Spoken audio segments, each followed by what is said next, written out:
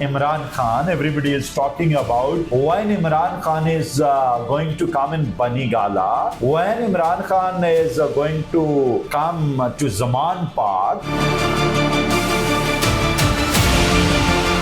Imran Khan can get rid from Adyala jail. Imran Khan कब रिहा होंगे और इमरान खान जेल में बंद क्यों हैं? सितारों के मुताबिक इमरान खान जेल में बंद क्यों है एट द सेम टाइम? देखिए, उनकी जो डेट ऑफ बर्थ है वो तो कंफर्म है कि वो 5 अक्टूबर 1952 को वो पैदा हुए। 2 जून के बाद उनकी जो सज़ा है या जो भी उनके प्रिजनशिप है उसमें नरमी का इम्कान है। 2 जून के बाद दुनिया के हालात भी बेहतर होंगे। दुनिया के हालात भी बेहतर होंगे, जंग में भी नरमी आएगी। ये जो जंग आपकी शिद्दत पसंद की तरफ जा चुकी है तो इसके अंदर भी बहुत सारा मतलब सुकून पैदा होगा। इमरान खान की अगर हम बात करें तो 2 जून के बाद इंशाल्लाह उनको जो है उनकी जो प्रेजेंटशिप है उसमें नरमी होगी। हो सकता है उनको अपने घर में शिफ्ट कर दिया जाए या फिर उनको अब की चीज़ें आसान कर दी। इमरान खान पे जो ये प्रेजेंटशिप का मैटर है ये इनका रिजॉल्व हो जाएगा। 27 दिसंबर 2008 जब बेनज़ीर की शहादत हुई है उसके बाद से पाकिस्तान का बुरा वक्त शुरू है, या फिर हमारी ये फौज का जो सिस्टम है यही बेसिकली कामयाब है। आप कह रहे हैं मार्शल लॉ लग जाना चाहिए तो हालात बेहतर हो जाएंगे? नहीं, मार्शल लॉ ना हो लेकिन जो फौज की सरपरस्ती है ना वो बड़ी जरूरी है पाकिस्तान। तो इस वक्त तो फौज की सरपरस्ती है। आप उसमें पाकिस्तान देखें फिर भी एक लेवल पर स्टेबिलिटी है और चल रही चीजें। फिर फीमेल्स अगर आप देखें तो वो घरों में सुस्ती की वजह से ये तो बहुत ज़्यादा ये मोबाइल यूज़ करती हैं तो सुबह टाइम पे ना उठना, तो अगर नाश्ता नहीं मिला। सितारों से आप जज करके बता देते हैं कि शादी में ये इश्यूज चल रहे और इन इश्यूज की ये रेमेडी है। वो दोनों के जो बर्थ चार्ट को हम उसको देखते हैं उसके मुताबिक, यानी बर्थ चार्ट में अगर 8th हाउस की सिग्निफिकेशन है तो हम जो भी 8th हाउस का जो लॉर्ड है, प्लैनेट है, उस प्लैनेट का सदका देते हैं। ये जो इल्म आप फरमा रहे हैं दीन से इसका रिलेशन है। मंगल जो है वो मैंने आपको बताया है कि ये लैटिन लैंग्वेज में मार्स को कहते हैं। मार्स एक मैलेफिक प्लैनेट है आसमान पे जो कि झगड़ा करता है, बकरा ईद पे कुर्बानी करते हैं। तो आप देखें हम पोस्ट पार्ट है वो खून निकलता है, तो बेसिकली देखें वो मार्स का ही एक किस्म का सदका दिया जाता है क्योंकि हम गोश्त का सदका अक्सर आमतौर पर देते हैं। तो अंदर जाएंगे तो जब आप उनकी डेथ हो जाए तो आइसोलेशन है, सेपरेट रह रहे होते हैं, छोड़ के चले जाते हैं, डिस्टेंस मैरिजेज हैं, इंटरकास्ट मैरिजेज हैं। Bismillahirrahmanirrahim, Nazreen Ikram, we have with us a very fantastic personality, doctor Irfan Ali Zaidi. इन्होंने मुझसे बात की कि इमरान खान पर 2 जून 2026 के बाद ये सख्तियाँ ख़त्म हो सकती हैं। फिर डॉक्टर साहब ने मुझे बताया कि इमरान खान सितारों के मुताबिक नवंबर 2026 से लेकर जनवरी 2027 के दरमियान बिल्कुल क्लियर होके जेल से बाहर आ जाएंगे। मुझे बड़ा ये आइडिया क्लिक किया कि everybody is talking about Imran Khan, everybody is talking about when Imran Khan is going to come in Bani Gala, when Imran Khan is going to come to Zaman Park, when we can see Imran Khan in front of us and how Imran Khan can get rid from Adyala jail. तो doctor साहब ने बड़ा मुतासिर किया। Doctor साहब से हम बात करेंगे कि इमरान खान कब रिहा होंगे और इमरान खान जेल में बंद क्यों हैं? सितारों के मुताबिक इमरान खान जेल में बंद क्यों है एट द सेम टाइम? क्या इमरान खान की शादी की वजह से इमरान खान पर मुश्किल वक्त तो नहीं है? और क्या पाकिस्तान के हालात विद इन सम टाइम बेहतर हो जाएंगे या फिर पाकिस्तान मजीद दलदल में धंसता चला जाएगा? डॉक्टर साहब, thank you very much for your precious time. Doctor साहब, आपने कहा इमरान खान के ऊपर 2 जून 2026 के बाद हालात बेहतर होना शुरू हो जाएंगे। सर, सितारे क्या कहते हैं? Thank you very much Abid साहब। अच्छा, इमरान खान के हवाले से मैं ऑडियंस को कुछ चीज़ें बताना चाहता हूँ। देखिए, उनकी जो डेट ऑफ बर्थ है वो तो कंफर्म है कि वो 5 अक्टूबर 1952 को वो पैदा हुए, लेकिन उनके टाइम ऑफ बर्थ में कंफ्यूजन है। कुछ एक राय है कि वो 6:31 पे पैदा हुए हैं और कुछ हमारे जो पाकिस्तान के एस्ट्रोलॉजर्स हैं वो उनको 12 बजे, दोपहर 12 बजे के हिसाब से उनका बर्थ चार्ट जो वो डिजाइन करते हैं। ठीक है। तो जो 6:30 बजे का उनका जो टाइम है उसके मुताबिक उनका विर्गो एसेंडेंट है।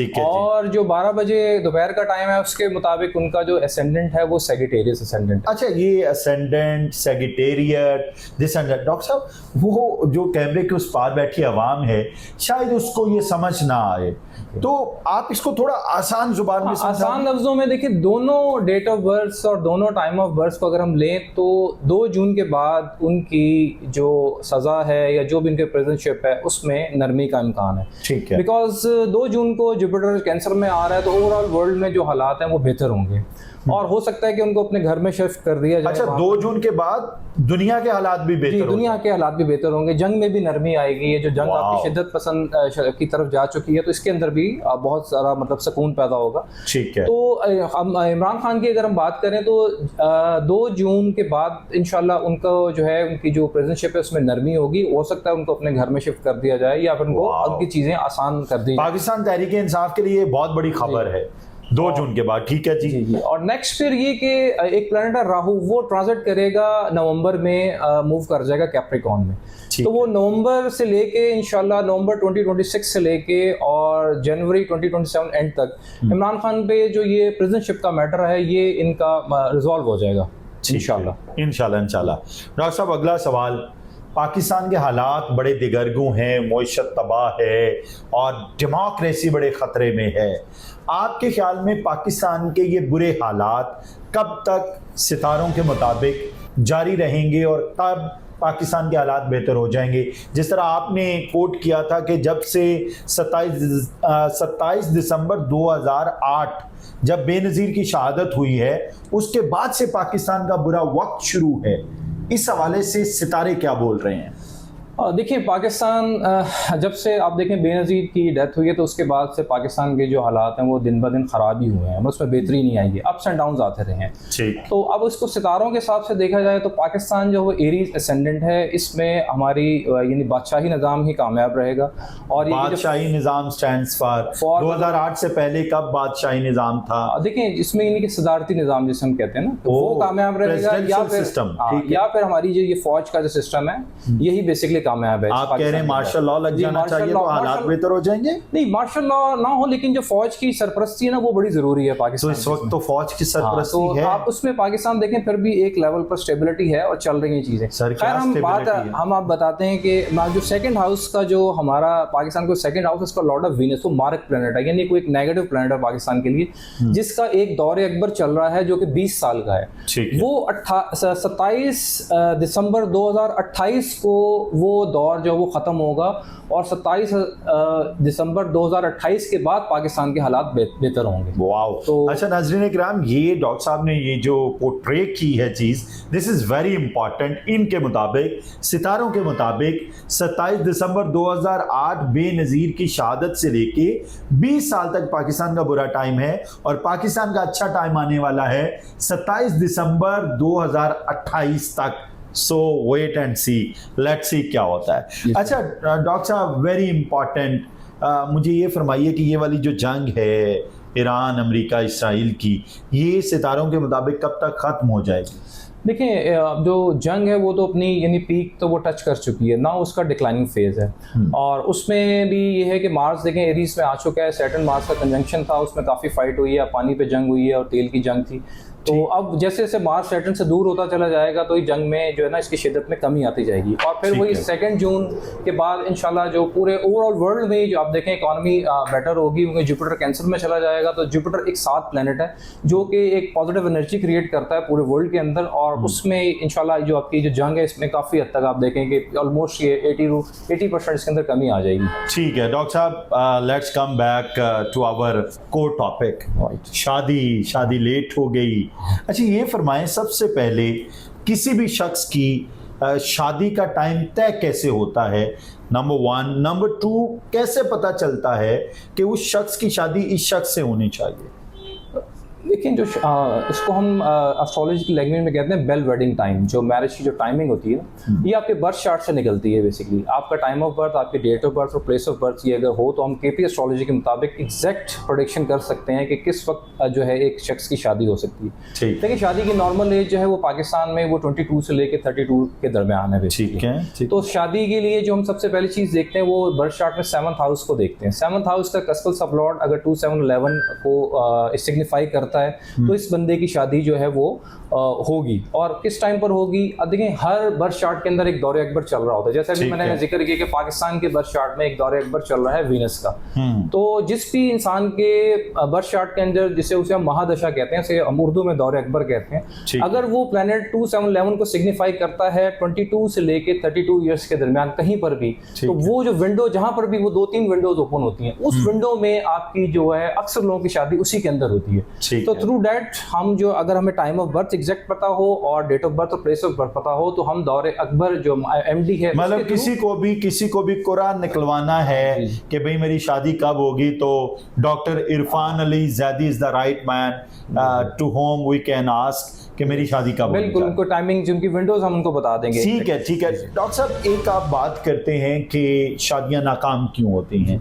अच्छा, लव मैरिज जो दोनों एक दूसरे को बड़ा पसंद कर रहे होते हैं, वो जब शादी हो जाती है तो फौरन ही तलाक की तरफ चले जाते हैं। एक उससे भी बड़ा सवाल, और खुदा ना खासा कम केसेस होते हैं बट होते हैं, 4 बच्चे 5 बच्चे 6 बच्चे पैदा करके फिर तलाक होगी, तो वो क्या प्रॉब्लम क्या होती है, कहाँ होती है? अब देखिए लव वर्सेस अरेंज मैरिज में मैं आपको बताऊं कि आजकल जो लव मैरिज हो रही है वो बेसिकली अट्रैक्शन बेस है। अट्रैक्शन बेस में ये है कि लोग फिजिकल अट्रैक्शन है या मटेरियलिस्टिक अट्रैक्शन है। तो उसमें ये कि आपकी जो शादी के अंदर सबसे मेन लॉन्ग टर्म रिलेशन के लिए सबसे इंपॉर्टेंट चीज़ है वो इमोशनल स्टेबिलिटी है।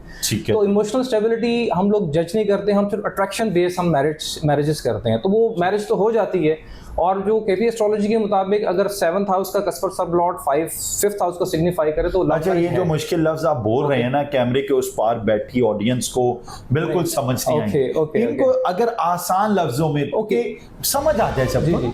देखिए अट्रैक्शन बेस्ड मैरिज जो है वो कभी भी कामयाब नहीं होती। आफ्टर सम टाइम अगर आपकी इमोशनल स्टेबिलिटी नहीं है, आपके हम आहंगी नहीं है, आपके अंदर पेशेंस नहीं है, आपके ऊपर एंगर का कंट्रोल नहीं है, आपके अंदर अगर ईगो आप अपनी को उसको आप जस्टिफाई नहीं कर सकते हैं, तो आपकी जो है वो लव मैरिज जो है वो आफ्टर सम टाइम वो ब्रेकअप हो जाती है। ठीक है डॉक्टर साहब, ये बताएं कि इन इमोशंस को स्टेबल रखने के लिए कोई रेमेडी भी है? देखिए जो मैरिज है उसकी जो सबसे बड़ी रेमेडी है ना मैरिज को स्टेबल करने के लिए, वो है आपकी प्रेइंग। तो जो भी देखें पेयर है वो नमाज पढ़ता है, या जो भी अगर वो क्रिश्चियन है, हिंदू है, पारसी है, या जो भी है, अगर वो प्रेयर्स करता है तो उनके यहाँ आप देखें उनके यहाँ झगड़ा कम होता है और उनके रिलेशंस लॉन्ग रन चलते हैं। फिर सेकंड जो रेमेडी है सबसे बड़ी वो है चैरिटी। आफ्टर मैरिज जो भी है कपल है उसको चैरिटी करना चाहिए। चैरिटी जो है जितनी आप करेंगे उससे आपकी मैरिज के अंदर स्टेबिलिटी होगी। थर्ड से ये कि मेडिटेशन इज वेरी इंपॉर्टेंट। देखिए मेडिटेशन से पेशेंस आता है, आपका माइंड फोकस होता है, आप इग्नोर करते हैं।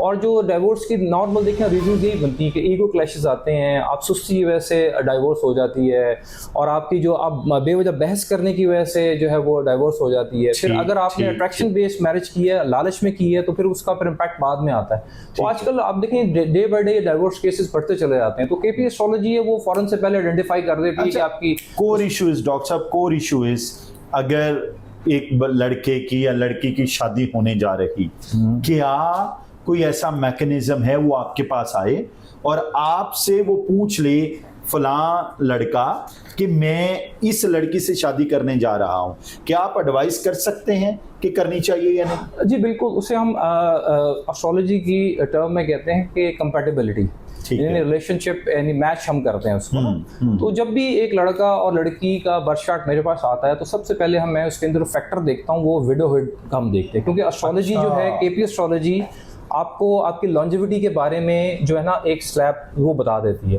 तो अगर किसी भी जो भी क्लाइंट है या जो भी हमारा लड़का है, मेल है या फीमेल है, अगर उसकी शादी उसकी जो एज अगर कम है उस केपी एस्ट्रोलॉजी के मुताबिक, तो उसमें विडोहुड आने के चांसेस हैं, तो मैं उस केस को फिर रिजेक्ट कर देता हूँ। सेकंड जो आजकल जो बड़ा मैटर है जो कि लोग डिस्कस नहीं करते, वो इम्पोर्टेंसी का मैटर है। Impotency stands for in the relation impotency आप कह लें कि जिसे कहते हैं कि आप अज़वाजी तौर पे इतने ज़्यादा जो हकूक़ का पूरा ना खाते हैं। फिर जो आगे आपकी जो डाइवोर्स की रीजंस हैं वो, और फिर मैंने अभी जैसे पहले डिस्कस किया कि उसके अंदर आप अगर आपका जो मेल है वो ईगो है, ईगो की वजह से देखें डाइवोर्सेस बहुत ज़्यादा होती हैं। फिर फीमेल्स अगर आप देखें तो वो घरों में सुस्ती की वजह से, ये बहुत ज़्यादा ये मोबाइल यूज़ करती हैं, तो सुबह टाइम पे ना उठना, तो अगर नाश्ता नहीं मिला तो डेफिनेटली वो लड़ाई हो जाती है और फिर आगे बढ़ के मामला खराब हो जाते हैं। अच्छा डॉक्टर साहब, यहाँ एक बड़ा कोर क्वेश्चन है, मुझे ये फरमाएं कि फ़र्ज़ करें एक शादी हो गई है, अब क्या सितारों से आप जज करके बता देते हैं कि शादी में ये इश्यूज चल रहे और इन इश्यूज की ये रेमेडी है, ये इलाज है, क्या कुछ ऐसा भी है? बिल्कुल। देखें, शादी में अगर आपका शादी हो गई है, उसके बाद अगर लड़ाई झगड़ा हो रहा है आपके घर में या आपके घर में फसाद है किसी बात के ऊपर, तो उसकी डिफरेंट रेमेडीज़ हैं। वो दोनों के जो बर्थ चार्ट को हम उसको देखते हैं, उसके मुताबिक, यानी बर्थ चार्ट में अगर 8th हाउस की सिग्निफिकेशन है तो हम जो भी 8th हाउस का जो लॉर्ड है, प्लैनेट है, उस प्लैनेट का सदका देते हैं। जैसे फॉर एग्जांपल किसी का 8th हाउस का सब लॉर्ड है वो सैटर्न है, अब सैटर्न बिलोंग करता है सैटरडे से, तो सैटरडे को हम सदका देंगे, जो भी सदका देंगे हम सैटरडे को देंगे, तो वो एक एफिशिएंट सदका होगा उसके लिए ना। इसी तरह अगर उनमें जो उसका जो 7th हाउस का सब लॉर्ड वो मार्स है, तो फिर हम मंगल वाले दिन का सदका देंगे। मार्स बिलोंग टू जो मंगल है बेसिकली। अगर वो मून है तो मून जो मंडे है वो मून से निकला, तो फिर हम मून की रेमेडी उसको देते हैं। अच्छा, ये भी तय करना पड़ेगा किस दिन सदका देना है? जी बिल्कुल। अच्छा, अब ये जो इल्म आप फरमा रहे हैं, क्या कोई दीन से इसका रिलेशन है, इस्लाम से इसका रिलेशन है? देखिए, सदका तो इस्लाम में है ना बेसिकली। ठीक है, अब देखिए आप बट एक खास तय वक्त और तय दिन के साथ सदका देना, ये क्या बात हुई? देखिए, आमतौर पे आप देखें मंगल और हफ्ते वाले दिन हम लोग सदका देते हैं। मंगल वाला दिन आमतौर पे ऐसा क्यों होता है? आमतौर पे ऐसा है क्योंकि मंगल जो है वो मैंने आपको बताया है कि ये लैटिन लैंग्वेज में मार्स को कहते हैं। मार्स एक मैलेफिक प्लैनेट है आसमान पे जो कि झगड़ा कर रहा है। I just want connect this cause with Islam. जी मैं उसको बता रहा हूँ आपको। देखिए, अब जिस तरह हम कुर्बानी करते हैं, बकरा ईद पे कुर्बानी करते हैं, तो अब देखें हम गोश्त बांटते हैं, वो खून निकलता है, तो बेसिकली देखें वो मार्स का ही एक किस्म का सदका दिया जाता है, क्योंकि हम गोश्त का सदका अक्सर आमतौर पर देते हैं।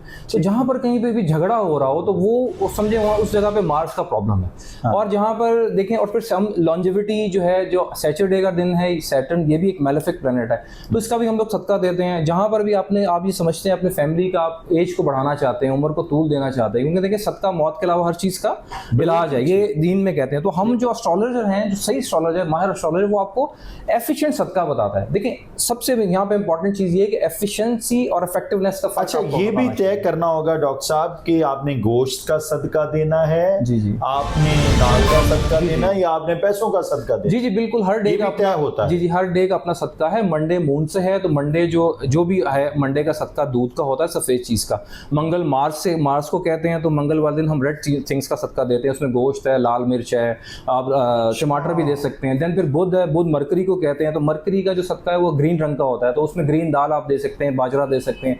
देन जुपिटर, हम जुमेरात जो है वो जुपिटर को कहते हैं, तो जुपिटर वाले दिन जो जुमेरात का जो डे है उसमें हम चने की दाल, येलो थिंग्स का सदका देते हैं। आमतौर पर चने की दाल है, आप उसका जर्द चीज़ें, गुड़ का सदका दे सकते हैं। देन फिर जुमा जो नेक दिन कहते हैं, वो वीनस का दिन है बेसिकली, तो वीनस का जो सदका है वो सफ़ेद चीनी का होता है, सफ़ेद थिंग्स दे सकते हैं। फिर सैटरडे सैटर्न से निकला है, तो सैटरडे को हम काली चीज़ों का सदका देते हैं। काली चीज़ में काली आप बकरे की सीरी देते हैं, काली दाल देते हैं, आप सरसों का तेल दे सकते हैं, आप चाय की पत्ती दे सकते हैं। देन फिर संडे जो सूरज से निकला, तो सूरज का जो सदका है, अगर किसी के बर्थ चार्ट में अगर सूरज की पोजीशन ठीक नहीं है तो फिर हम गंदम का सदका देते हैं। तो हर डे का अपना अपना सदका है बेसिकली, बर्थ चार्ट से पता लगता है। All new knowledge. Ladies and gentleman, आप कमेंट बॉक्स में बताएं Monday, Tuesday, Wednesday, Thursday, Friday, Saturday, Sunday, हर दिन मुख्तलिफ सदका मुख्तलिफ अंदाज में।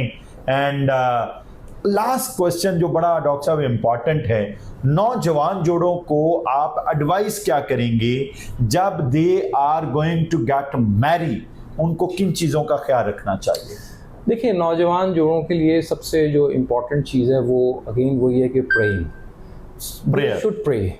ओके। देखिए, आप 5 टाइम आप लाजमी आपने नमाज पढ़नी है, और लेकिन जब आप प्रे करेंगे ना तो आपकी ऑटोमेटिक जो भी नेगेटिव एनर्जी है वो डिफ्यूज हो जाती है। वाओ। सेकंड, आप लोगों ने चैरिटी करनी है, चाहे बेशक आप एक दिन में एक वक्त का खाना दें, हफ्ते में एक वक्त का खाना दें, जो भी आप दे सकते हैं, आप चैरिटी लाजमी करें इसमें। ठीक है। और थर्ड फिर ये कि मेडिटेशन में ये है कि मेडिटेशन एक्सरसाइज भी मेडिटेशन है, जैसे लोग योगा करते हैं तो वो दैट इज ऑल्सो मेडिटेशन। फिर मुराकबा है, फिर दुरूद पाक जो है इसका विर्द ज़्यादा से ज़्यादा आप लोग करें, तो इससे आपकी जो है ना मैरिज के अंदर रिस्पॉन्सिबिलिटी, ट्रस्ट और आपकी लॉयल्टी, ये सब चीज़ें खुद ब खुद कायम रहेंगी।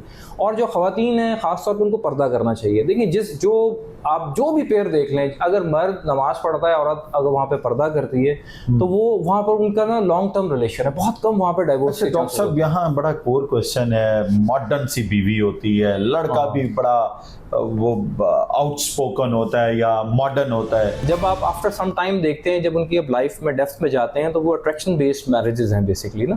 तो उनके प्रॉब्लम्स होते हैं, आप अंदर जाएंगे तो जब आप उनकी डेप्थ में जाएं तो आइसोलेशन है, सेपरेट रह रहे होते हैं, छोड़ के चले जाते हैं, डिस्टेंस मैरिजेस हैं, इंटरकास्ट मैरिजेस हैं, तो उसमें ये काफी प्रॉब्लम्स आते हैं। वो ठीक है जी। नाज़रीन किराम, फैसला कमेंट बॉक्स में कीजिएगा और बताइएगा कि डॉक्टर इरफान अली ज़ैदी साहब ने जो चीज़ें बताई, इश्यूज बताए, उनकी रेमेडीज बताई, और ख़ास तौर पे we are waiting for 2 June कि इमरान खान पर क्या सख्तियां कम हो रही, and we are waiting for November 2026 to January 2027 कि what will happen in the long run with the Imran Khan. Will we see Imran Khan in Bani Gala or Zaman Park? And let's see till 2 June क्या ये जंग जो दुनिया में लगी हुई है बिल्कुल ख़त्म हो जाएगी। At the same time we are waiting for कि क्या 27 दिसंबर 2028 तक पाकिस्तान के हालात बेहतर होते हैं। See you in the next broadcast.